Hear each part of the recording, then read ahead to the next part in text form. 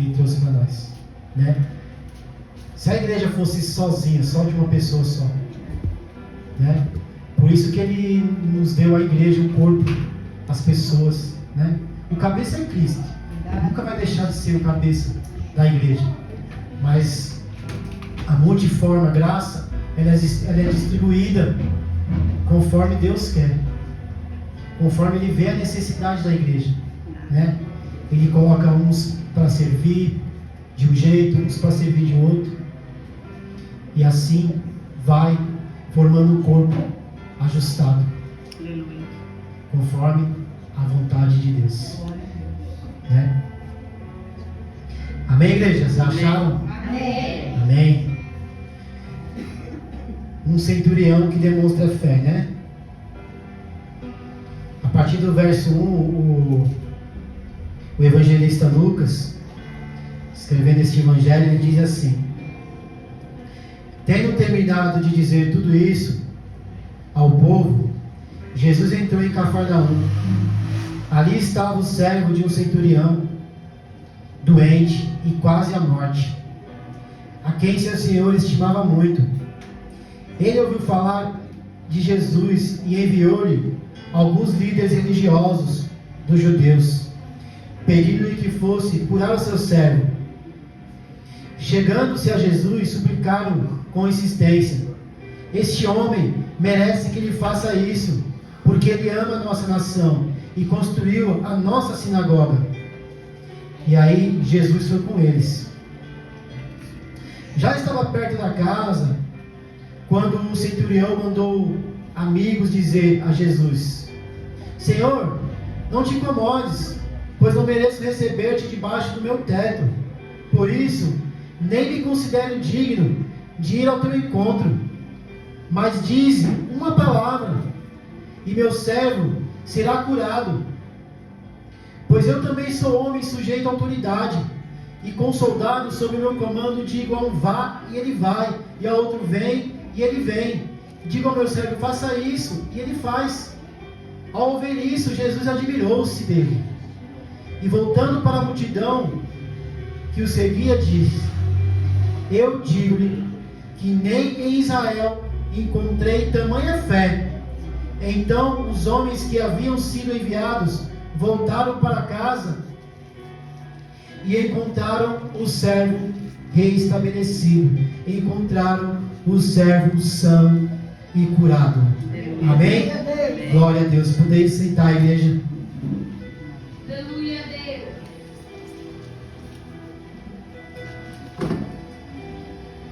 O nome o título que eu dei na minha mensagem é: a fé genuína se baseia na palavra que tem autoridade para salvar.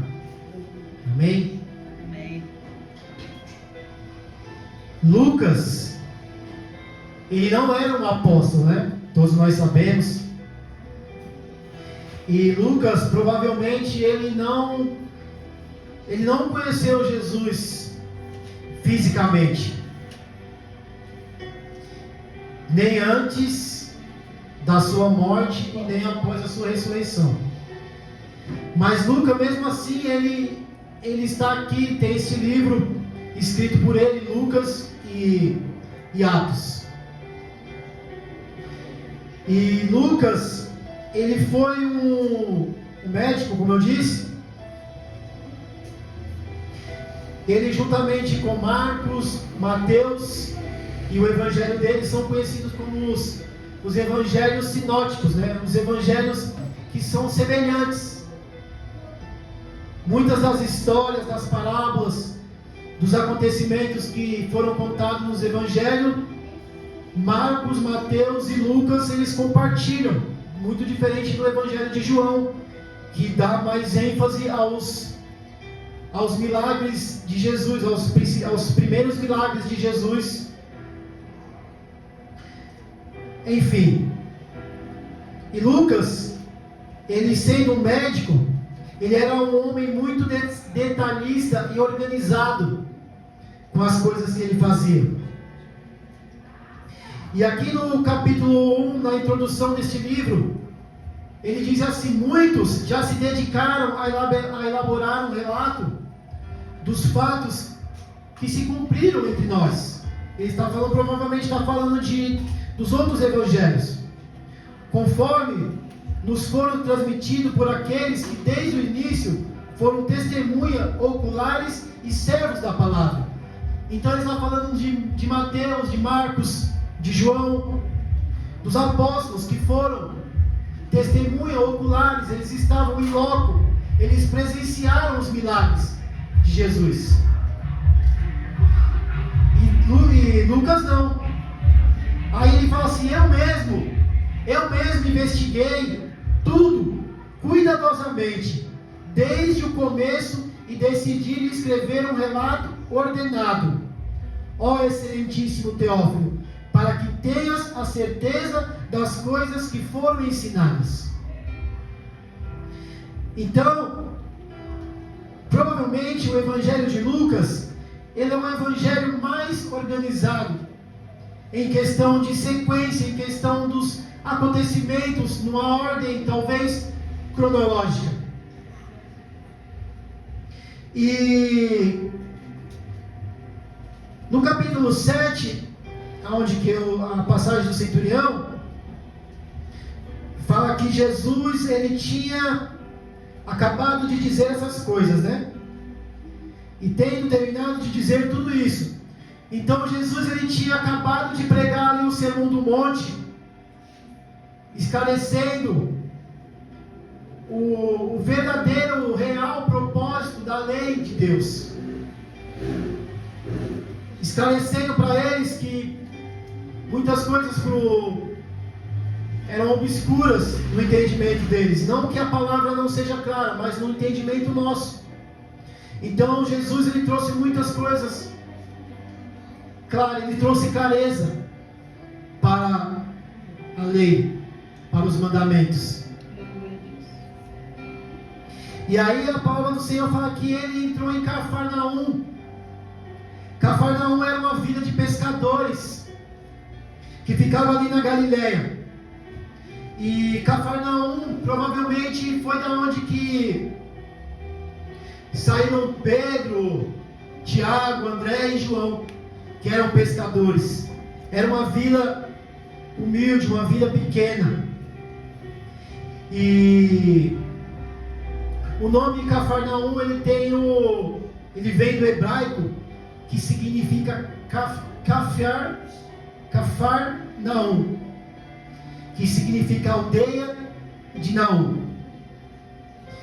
Não há evidências na história que aquela vila, Cafarnaum, ela seja uma homenagem ao profeta Naum. Não é profeta? Me buguei agora. É sim, um dos profetas menores. Mas Cafarnaum, ela foi uma cidade muito, muito importante no ministério de Jesus. Lá ele fez muitos milagres. A cura do paralítico que desce pelo telhado, curou a sogra de Pedro ali. O próprio centurião, o servo do centurião, ele curou ali. Mas mesmo assim Jesus repreendeu Cafarnaum pela sua incredulidade, apesar de muitos sinais realizados lá. Lá em Mateus 11, nós vamos dar uma passeadinha pelos evangelhos aqui.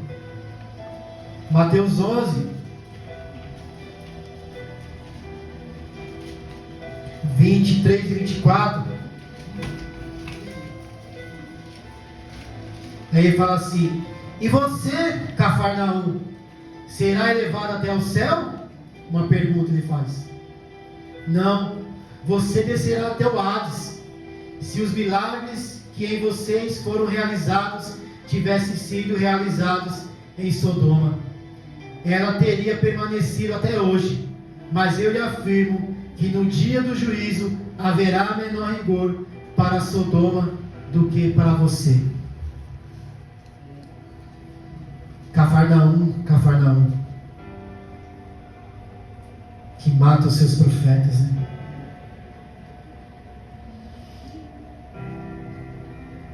Uma cidade que viu muitos milagres, como o próprio Jesus falou, mas no dia do julgamento ia haver mais rigor para Cafarnaum do que para Sodoma e Gomorra, que foram cidades a qual Deus destruiu por causa da iniquidade e do pecado.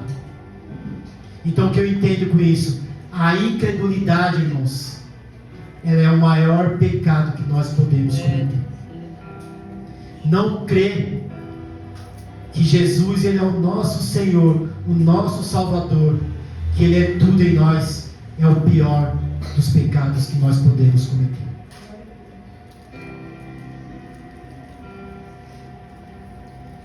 E o texto fala também de um centurião, né? Que é o personagem principal desse relato, desse milagre. O centurião, ele era um chefe de tropas, e ele tomava conta de em torno de 80 a 100 soldados. Ele era um homem de muito prestígio, ele era um homem de muita autoridade, ele era um homem reconhecido pelos seus méritos, por suas bravuras, pelas batalhas que ele vencia. Ele era um homem muito estimado pelo povo e temido pelos judeus, pelo povo romano que oprimia os judeus naquela época. E também nós vemos aqui os líderes religiosos, ou os anciões, né? Esses homens, eles faziam parte do conselho da comunidade. Eles eram homens que tomavam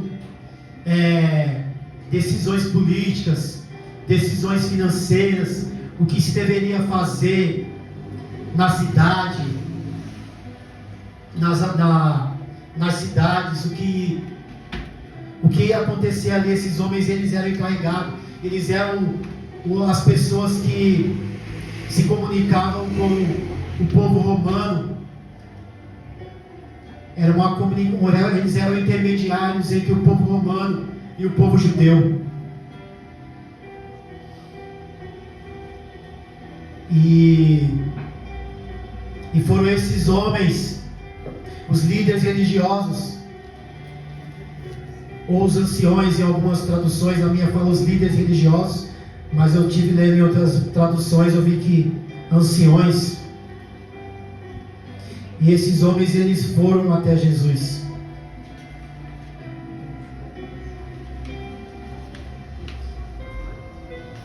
Minha esposa estava falando aqui que a gente tomou um propósito ali de fato de decorar um versículo ali por semana, né?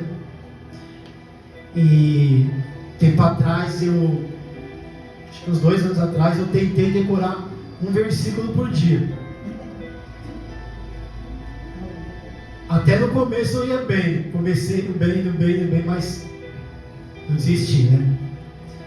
A gente tinha entrado em um grupo, e nesse grupo eles postavam todo dia o versículo, e tinha uma técnica que você tinha que ler 10 vezes o versículo em voz alta,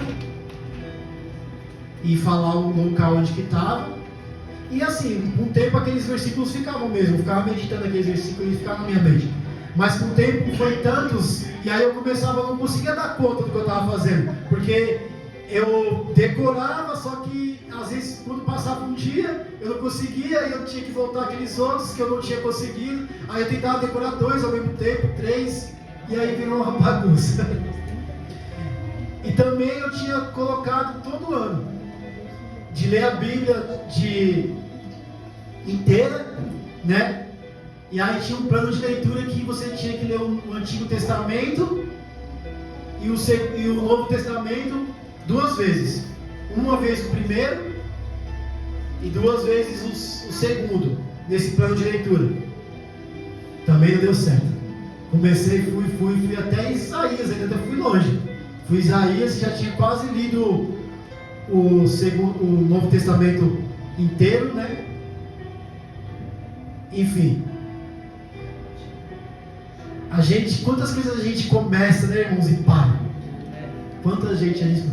Porque, irmão, eu tenho percebido que às vezes a gente quer fazer muita coisa, a gente quer fazer uma coisa grande e a gente não consegue. Às vezes é melhor você ir devagar, começar com um tijolo, porque quando você constrói uma casa, você não constrói uma parede, você não joga uma parede de uma vez, a não ser um drywall, né, Bill? Que hoje em dia você vai lá e põe, levanta, você consegue fazer um bom percentual. Mas não, a gente tem que começar pequenininho, um tijolo de cada vez, um tijolo de cada vez. Eu aprendi dessa vez, eu acho que eu aprendi, eu vou prosseguir nesse propósito de ler a Bíblia inteira, né? Eu já estou nesses dias todos lendo novamente, e juntamente com a minha esposa, eu falei assim, vamos decorar, né, mano, um versículo por dia, né, ou por dia não, por semana. Aí eu fiz a conta, falei, vai dar uma média de 52 versículos por ano. Ela falou, só isso?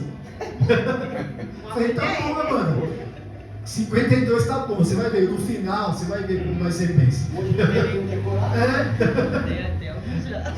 Às vezes a gente sabe, eu tenho percebido que a gente sabe, mas não sabe onde está, não sabe.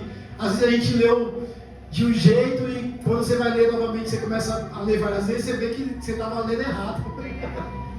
Né? Então é assim que eu tenho para falar para os irmãos. Comece, irmãos. Esse livro é grande, é desafiador. Você pegar e falar assim, eu vou ler a Bíblia inteira.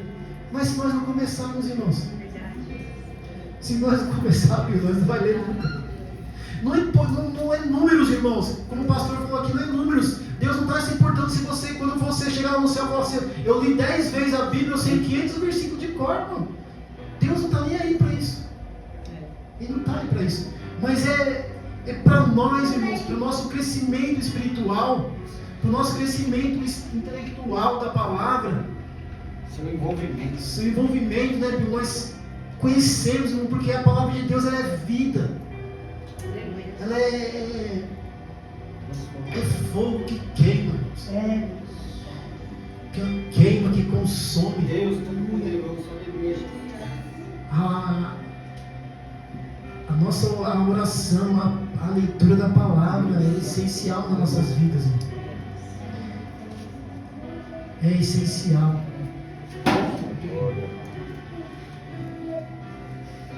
A fé genuína, irmãos, não se baseia no merecimento. Ali estava o servo de um centurião quase à morte, em quem seu senhor teve compaixão dele. Não era comum ter compaixão de seus escravos, pois eles deveriam ter muitos servos a seu serviço. Mas aqui nós podemos ver a bondade e o amor ao próximo de um homem. Esse é o dever do crente genuíno, irmãos. Ter amor e compaixão do seu próximo. Interceder por ele, irmãos. São marcas de um verdadeiro cristão, irmão. Foi isso que o centurião ele fez aqui. Ele viu o seu servo quase à beira da morte. O que ele fez? Ele ficou ali, olhando para o seu servo. Não, eu preciso fazer alguma coisa, eu preciso tomar uma atitude. Quem é esse Jesus que estão falando por aí, que está fazendo milagres, que está ressuscitando pessoas, que está trazendo cura, que está trazendo vida? Será que aquele que os judeus, aquele povo tanto fala, que ia vir e que ia salvar o mundo, que ia salvar, que ia libertar os cativos, será que é ele? Talvez nem os judeus, irmãos, tratassem assim os seus servos com maior compaixão. Com maior compaixão tem Jesus por nós, irmãos, que não somos seus escravos, irmãos, somos seus filhos. Ele ouviu falar de Jesus e dos seus milagres. Creio que Jesus poderia curar o seu servo, mesmo à distância, irmãos. Mesmo à distância.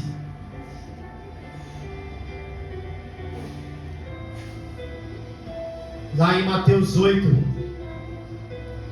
versículo 5 e 13, a partir do versículo 5, até o versículo 13, também conta essa mesma história, esse mesmo milagre. Só que lá fala assim que o centurião foi ter com Jesus e disse que o seu servo estava enfermo, estava acamado. Lá em Mateus, ele fala que o centurião foi. Aqui em Lucas, ele fala que foram os mestres religiosos ou os anciões.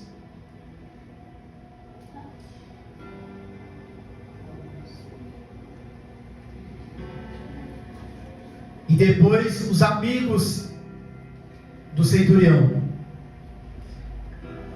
Não há divergência nesses relatos de um para o outro. Que eu disse que Lucas ele era mais detalhista no que ele falava, né? Ele buscou mais fontes, mais informações, o que ele pôde, ele apurou as informações. E ele tentou fazer um relato mais próximo do que aconteceu ali.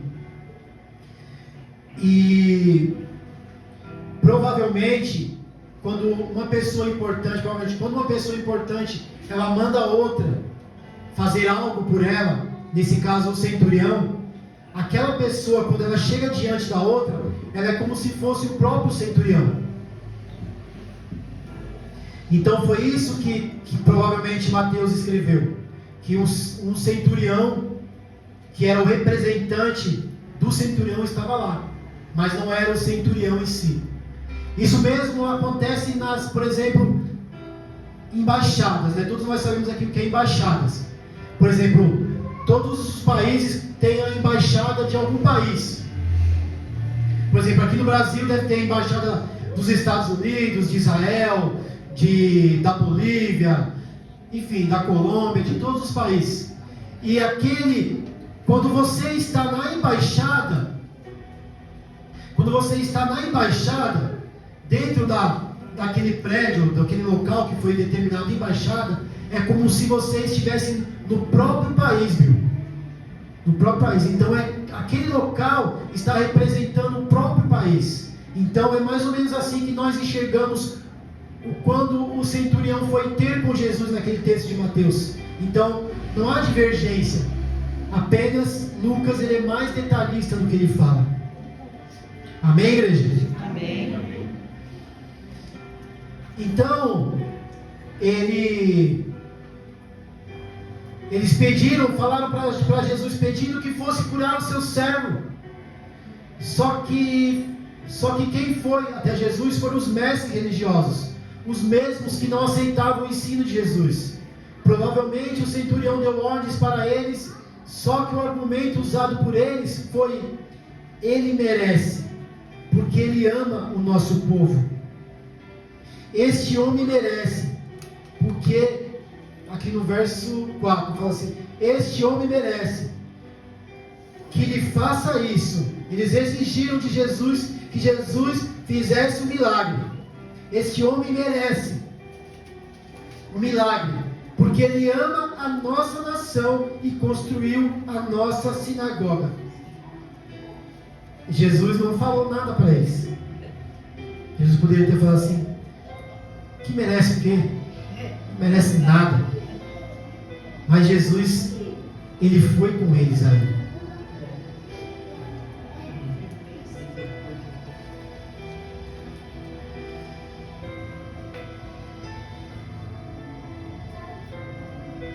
E eles falam: ele fez a nossa sinagoga. Talvez essa sinagoga fosse a única de Cafarnaum, porque Cafarnaum era uma aldeia pequena. É o que a religião diz, irmãos.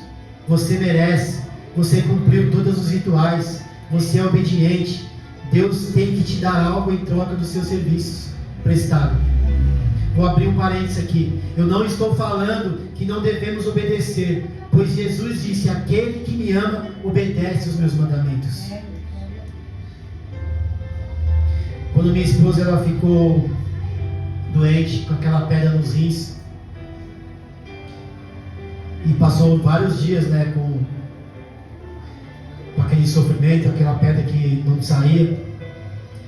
E algumas pessoas falam para mim assim: nossa, a Amanda ela é tão bonzinha, ela está na igreja, ela não merece que aconteça isso com ela.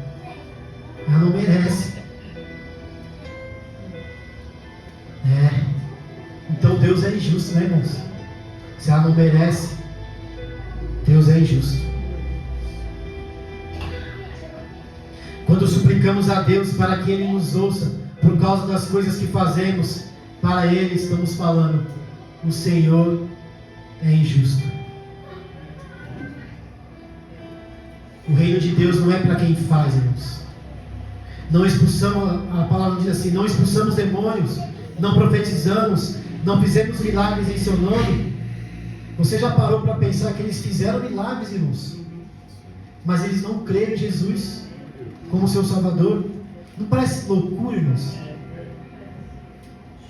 Eles fizeram milagres, expulsaram demônios. Jesus falou: vocês não expulsaram demônio coisa nenhuma, vocês não profetizaram coisa nenhuma. Falaram que eles fizeram. Jesus aceita o argumento deles, mas o que eles fizeram? Eles praticaram o mal também, eles praticaram iniquidade, e esses Deus não conhece, como diz a palavra. Aqueles que praticam o mal, aqueles que praticam a iniquidade, Jesus não conhece. Não adianta, irmãos, fazer milagre, não adianta profetizar, não adianta, não adianta, porque o reino do céu não é para quem faz, irmãos, é para quem crê. Quem crê, obedece, irmãos. Aquele que me ama, obedece os meus mandamentos. Porque o povo não entrou no deserto? Por causa da incredulidade. A incredulidade nos leva a pecar. A incredulidade na palavra nos faz pecar, irmãos.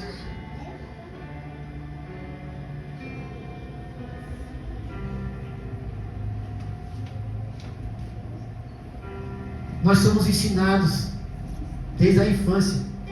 Se você perguntar para qualquer criança, eles vão falar: seja o melhor. Meu pai falou: seja o melhor. Minha mãe falou: se esforce, filho, que você vai conseguir, né, mano? Nós falamos para ele: estuda, se esforce, você vai conseguir, não desista por causa desse primeiro obstáculo. Se você parar nesse primeiro obstáculo, você vai desanimar e você vai perder tudo que você fez.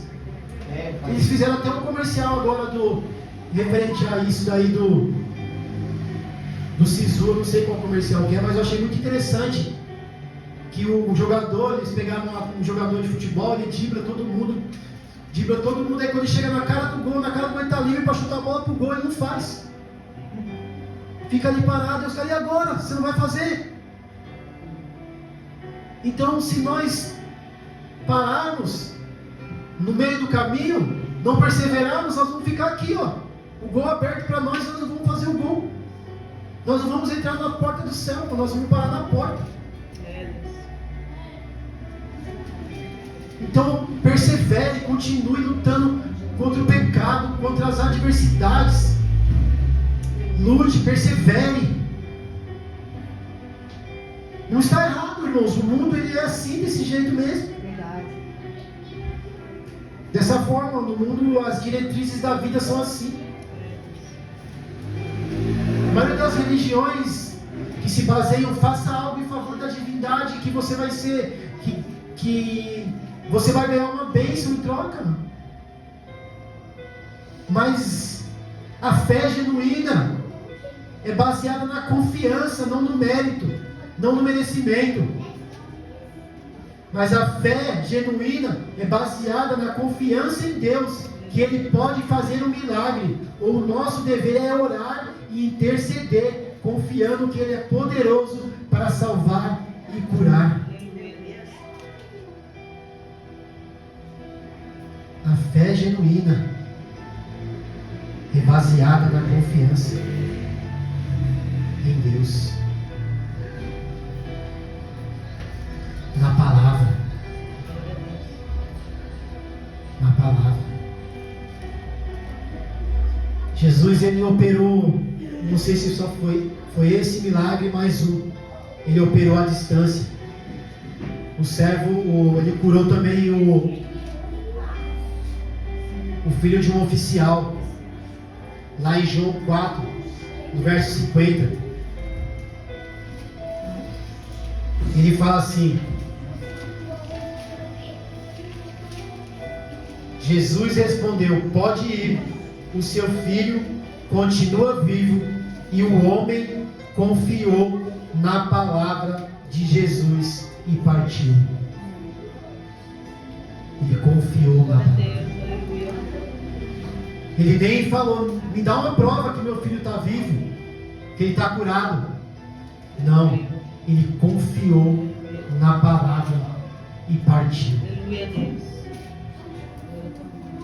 E o interessante, não sei se vocês perceberam lendo essa história do centurião. Em nenhum momento Jesus vê o centurião e nem o centurião vê Jesus. Primeiro foram os mestres religiosos, foram ter com Jesus e suplicaram que curasse o servo. Depois, quando Jesus estava a caminho, Jesus até ia chegar à casa dele, mas no caminho os amigos falaram que o tinha mandado um recado falando assim: basta apenas uma palavra e meu servo será curado. Então ele não viu, irmãos, ele não viu Jesus. Jesus não viu ele. Nós estamos na mesma condição, irmãos, na mesma condição que aquele centurião, irmão. Na mesma condição. Nós não vimos Jesus fisicamente, mas nós temos a palavra, e nós temos que confiar na palavra, porque a palavra ela nos gera fé. Ela nos gera fé. A fé genuína se baseia na palavra, que tem autoridade para salvar. A fé genuína se baseia na humildade e graça. E aí nós vemos aqui a atitude do centurião. Ele fala assim, o centurião fala assim: o centurião não se acha digno de receber Jesus em sua casa, o que contrasta com a arrogância dos fariseus. Essa é a verdadeira humildade. Ele não exige, mas suplica, reconhecendo sua própria indignidade. Não exige nada de Jesus, mas em humildade ele suplica, não determina e nem decreta que Jesus tem que fazer. Há um contraste aqui. Os mestres religiosos nos falam que o centurião é merecedor e digno, mas ele diz: não sou digno para que entre debaixo do meu teto, nem digno de ir até o meu encontro. Esse é o contraste do religioso e de um coração resgatado, de um coração que recebeu o Evangelho.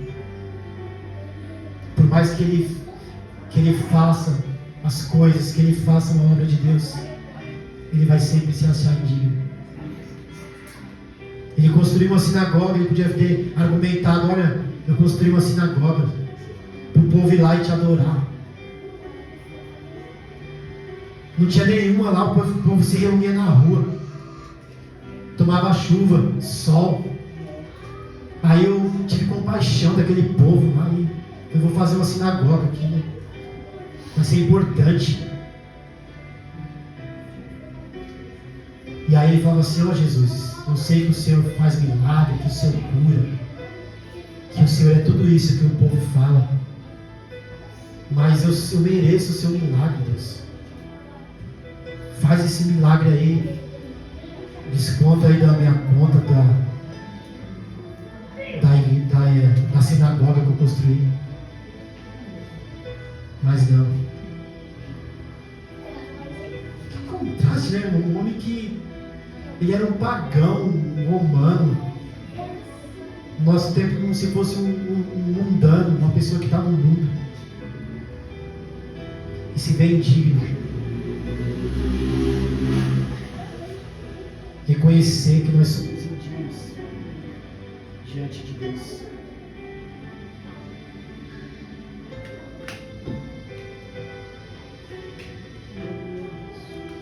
Glória a Deus.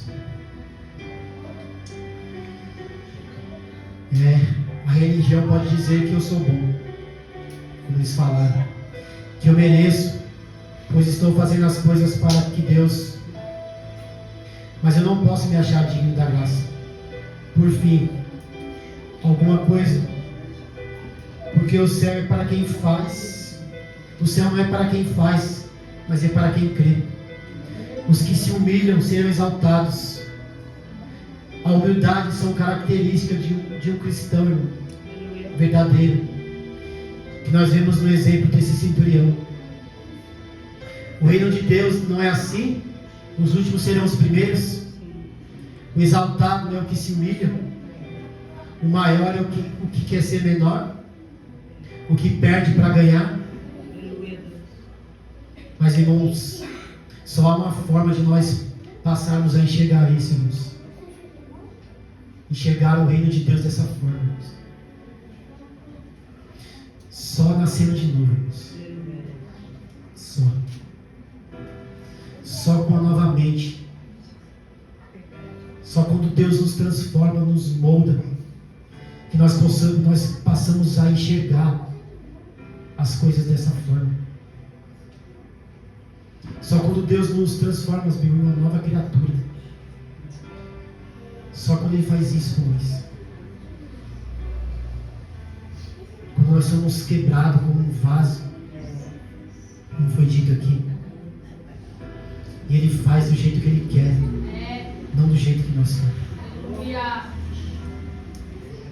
Só uma mente nova, que nós podemos entender que nós somos indignos, irmãos, desse reino, mas por Ele muito amados, muito amados,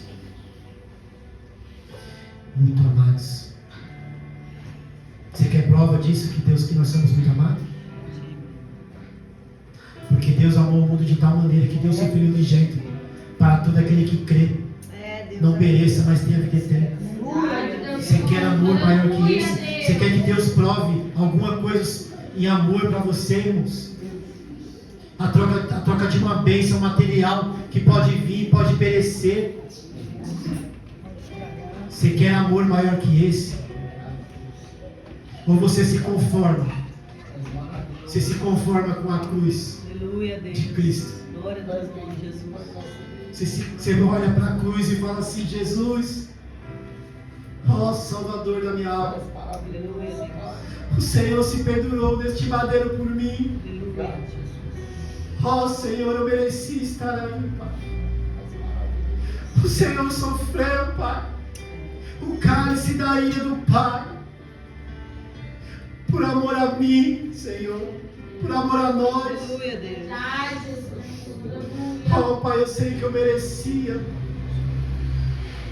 estar aí pendurado, Pai, crucificado, Pai, mas o Senhor foi exposto à vergonha por mim, Pai. Oh Pai, eu sei que eu sou indigno deste amor, mas eu sei que eu sou muito amado. Oh Pai, em troca deste amor, Pai, eu vivo em obediência à Tua palavra.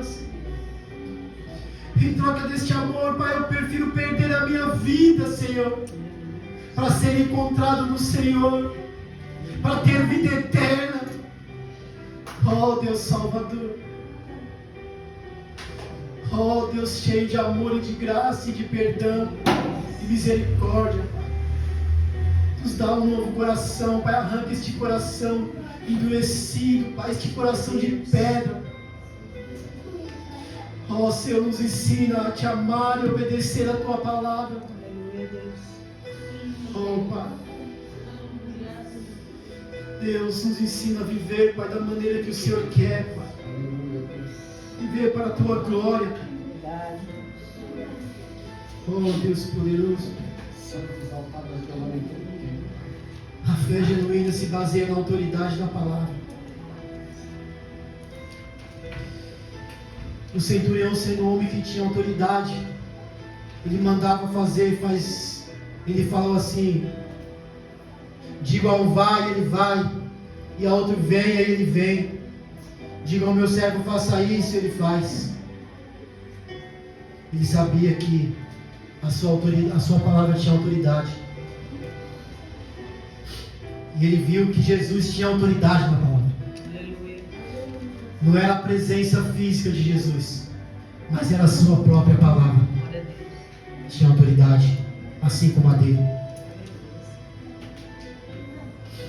E ele fala que mesmo à distância, sua palavra tinha poder para curar. Coisas que os mestres da lei não tinham. Eles exigiam que Jesus fosse com eles até a casa do centurião. O centurião, não sendo do povo judeu, que tinha maior conhecimento das promessas de Jesus, não creu nele. Mas um gentil romano demonstrou mais fé em Jesus que todo Israel. O povo que deveria saber como Deus atua por meio da sua palavra, não creram. Não creram na palavra. E crucificaram Jesus. E é o que Jesus faz. Jesus elogia aquele homem e fala assim. Jesus elogia a sua fé porque ele é baseado no reconhecimento do poder soberano de Deus. Muitos judeus buscavam sinais, mas o centurião confiou na palavra de Cristo, sem necessidade de prova. Fala assim: nem Israel encontrou tamanha fé. Foi esse o elogio de Jesus. Isso deve ter feito os líderes religiosos ranger os dentes, porque eles eram filhos de Abraão, o pai da fé.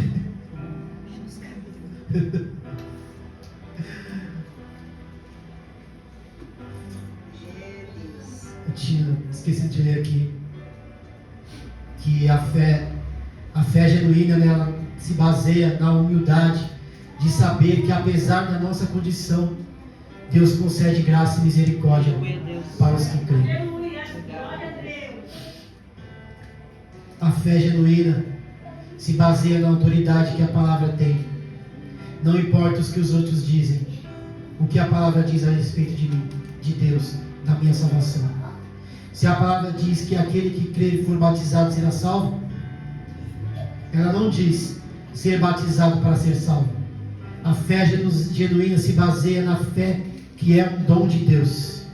É preciso primeiro crer para ser batizado. Não podemos alterar a ordem dos fatores. Senão estamos apenas tomando banho. Muitas pessoas estão se batizando sem crer. Infelizmente. E aí, elas saem da presença do Senhor.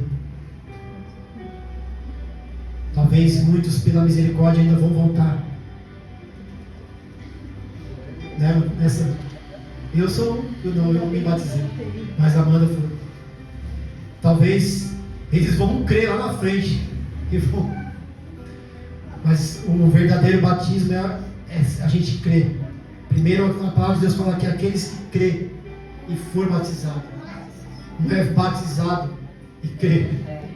A ordem primeiro é crer para ser batizado. Então, essa conclusão é uma conclusão e uma aplicação. Se esse centurião, com pouco conhecimento e instrução espiritual, possuía tamanha fé ao ponto do próprio Jesus elogiá-lo, a nossa fé deve ser muito maior, irmãos. Muito. Nós temos a Bíblia inteira para ler todos os dias e estudar a respeito de Deus. Temos mais de 2000 anos de história e testemunhos para nos encorajar, mas mesmo assim somos culpados. Marcos 4,40 fala assim: então perguntou aos seus discípulos: por que vocês estão com tanto medo? Ainda não têm fé? Vocês não têm fé ainda? Vocês estão com medo de passar pela prova? Que Deus não está com você? Vocês estão com medo dessas ondas que podem derrubar o barco? Eu estou com vocês. Eu fiz essas ondas. Eu fiz esse barco. Eu fiz o vento. Eu fiz tudo. Eu posso parar o mar, eu posso acalmar o mar a hora que eu quiser. Eu Deus? Vocês não confiam na minha autoridade, na minha palavra? Aleluia, Deus. Vocês ainda não têm fé? Vocês não têm fé? Então eu vou acalmar o mar para vocês. Eu vou parar o vento. Aleluia.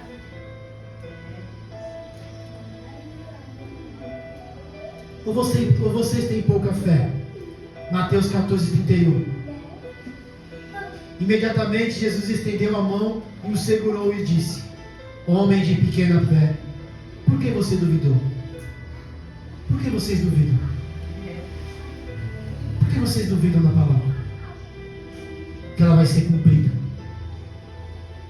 Que Deus vai fazer o que Ele prometeu através da sua palavra. Não duvide.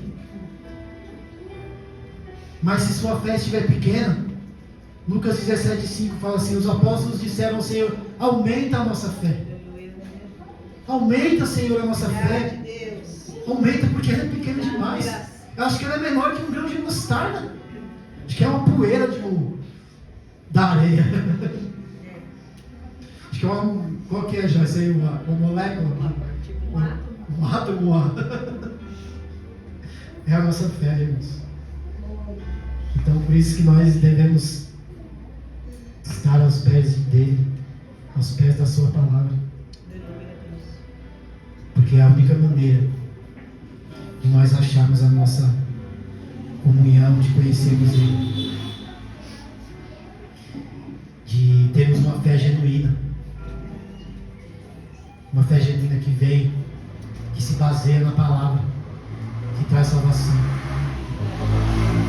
Nós vemos aqui um homem que intercedeu pelo seu servo. Um homem que creu mais que os religiosos da época. Ele creu que mesmo à distância Jesus ele podia curar o seu servo que estava à beira da morte. É a importância de nós intercedermos uns pelos outros, assim como nós fazemos todos os cultos aqui. Porque à distância Deus pode alcançar um ali, e outro ali, e um aqui que está aqui, e um de mais longe ainda. À distância Deus pode alcançar. Deus pode salvar os nossos filhos que um dia estavam na casa do Senhor, e aqueles que ainda não conhecem a palavra. À distância. Mas o que nós não devemos é deixar de parar de crer na palavra. Porque uma fé genuína na palavra, ela gera salvação. A importância de interceder. A importância de crer que Ele faz milagre, irmãos. Ele faz milagre. Ele faz. Nós somos o milagre de estarmos aqui. Ele operou em nós a salvação. A importância nós vemos aqui também de não sermos, de colocarmos Deus na parede. Falar assim: ó Deus, eu mereço isso, mereço aquilo, eu mereço uma casa, eu mereço um carro melhor. Ó Deus, eu mereço a pintura do meu carro ali, todo raso, todo bagunçado, todo zoado. Eu venho para a igreja todo dia, Deus. Eu oro, eu leio a palavra todo dia. Eu mereço que minha esposa não passe por doença nenhuma, que ela esteja sempre boa de saúde. A fé genuína não exige mérito, não exige. A fé é para quem crê. A fé é para quem crê, não é meio redundante, né? Que é que Jesus falou para Tomé: bem-aventurados os que não veem e creem. Creia na palavra de Deus. Creia que ela vai te trazer salvação. Creia que ela vai te transformar numa nova pessoa. Creia que ela vai te trazer uma nova vida. Não existe homens que merecem nada, assim como este centurião. Apenas pecadores que clamam por misericórdia e graça. para crerem e se arrependerem dos seus pecados, pois só a palavra genuína gera fé para a salvação. Achei interessante aqui um comentário que eu estava vendo. Ele falou assim: quando a fé é genuína, ela não precisa de provas físicas, sinais, apenas da certeza da palavra de Deus. E o outro falou assim: a fé do centurião nos ensina que não é necessário ver para crer, mas crer para ver. Crer para ver, não ver para crer. Se o milagre vai acontecer, não vai ser por causa que nós presenciamos, mas é porque nós cremos que o milagre vai acontecer, que o milagre da salvação dos nossos filhos, que o milagre da cura a qual nós suplicamos aqui vai acontecer. Mas nós temos que crer primeiro. Amém, igreja? Amém. Louvado seja o nome do Senhor Jesus. E eu agradeço pela rica oportunidade de poder ministrar essa palavra. Amém?